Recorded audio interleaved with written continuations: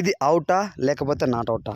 Friends నిన్న ఒక అద్భుతమైతే చోటు చేసుకుంది అని చెప్పుకోవచ్చు. సీఎస్కే వర్సెస్ ఆర్సీబీ మ్యాచ్లో అయితే సో ఆ పక్క ఎండ్లో పద్దర్ అయితే బాల్ కొట్టాడనమాట. ఇక్కడ శాంట్నర్ చేతి తలిగి ఆఫ్ స్టంప్ అయితే తగిలిందనమాట. కానీ వెంటనే అక్కడ ఫాఫ్ డు ప్లెసిస్ బ్యాట్ పెట్టాడు.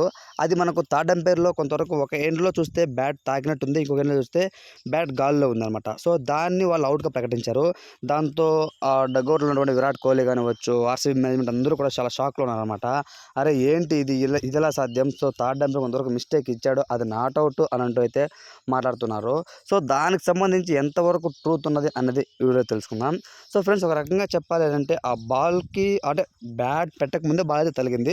కాకపోతే బ్యాట్ గాల్లో ఉందా లేకపోతే ఎర్త్పై అంటే భూమి మీద తగిలిందా అదైతే క్లారిటీగా థర్డ్ అంపైర్లో కూడా మనకైతే కనిపించలేదు అనమాట. సో ఒక రకంగా చెప్పాలంటే ఒక ఎండ్లో తగిలింది, ఇంకొక ఎండ్లో తాకలేదు భూమిని. సో కాబట్టి అవి రెండు మీరు క్లారిఫై చేసుకోకుండా ఏ విధంగా అయితే అవుట్ ఇచ్చారు అని అంటూ అయితే ఆర్సీబీ అభిమానులు అయితే ఫైర్ అవుతున్నారు. సో నా పాయింట్ ఆఫ్ వ్యూ ప్రకారం అయితే ఫ్రెండ్స్ అది ఎగ్జాక్ట్గా చెప్పాలంటే కొంచెం స్మాల్ మార్జిన్ ఆఫ్ ఎర్రర్ అయితే ఉందన్నమాట దాంట్లో. సో అది అవుటే అండి.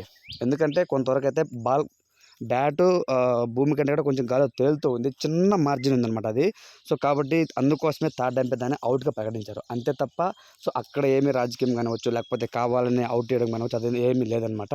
ఎనీవే మొత్తానికైతే రాయల్ ఛాలెంజర్స్ బెంగళూరు క్వాలిఫై అయిపోయింది.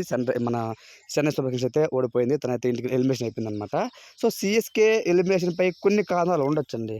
సో ఓపెనింగ్ ఫస్ట్ వికెటే రుతురాజ్ గైక్వాడ్ మంచి కన్సిస్టెన్సీ ప్లేయర్ అవుట్ అయిపోయాడనమాట. అది ఫస్ట్ డ్రాబ్యాక్ అని చెప్పొచ్చు. తను ఉంటే కొంతవరకు పోరాడేవాడు. అలాగే లాస్ట్లో కూడా ధోని 110 మీటర్ల సిక్స్ కొట్టిన తర్వాత ఎవరు ఊహించుంటారో అవుట్ అయిపోతారనేసి మంచి స్లోయర్ బాల్ అయితే కొట్టాడనమాట. ఓకే అన్ఫార్చునేట్ తను అవుట్ అయ్యాడు. ఇక్కడ జడేజా చూసుకుంటే ఫ్రెండ్స్, జడేజా కూడా లాస్ట్ మూమెంట్లో ఎప్పుడు కూడా జడేజా బాల్స్ వదలడు అసలు. అలాంటి 3 డాట్ బాల్స్ వదిలేశాడు. అసలు షాకింగ్ అనిపించింది నాకైతే జడేజా ఆ విధంగా ఆడతాడనేసి. ముఖ్యంగా ఇక్కడ మొత్తం క్రెడిట్ మొత్తం యష్ దయాల్ బౌలింగ్ అయితే ఇవ్వచ్చు అనమాట. సూపర్గా అయితే వేసాడు బౌలింగ్. మంచి స్లోయర్ బాల్స్ అంత డ్యూ ఉన్నా సరే అంత మంచిగా బాల్ వైడ్ యార్కర్స్ వేయడం అంటే మామూలు విషయం స్లోయర్ బాల్స్. సూపర్ ఎక్సలెంట్ అది. సో ఓవరాల్గా చూసుకుంటే ఫ్రెండ్స్ నా పాయింట్ ఆఫ్ ప్రకారం అది అవుటే అండి. So friends me point of view ప్రకారం అది అవుటా నాట్ అవుటా అని మీరు ఏమనుకున్నారు కామెంట్లో తెలియజేయండి. ఇలాంటి మరిన్ని వీడియోస్ కోసం మన ఛానల్ సబ్స్క్రైబ్ చేయండి, సపోర్ట్ చేయండి. Thanks for watching friends.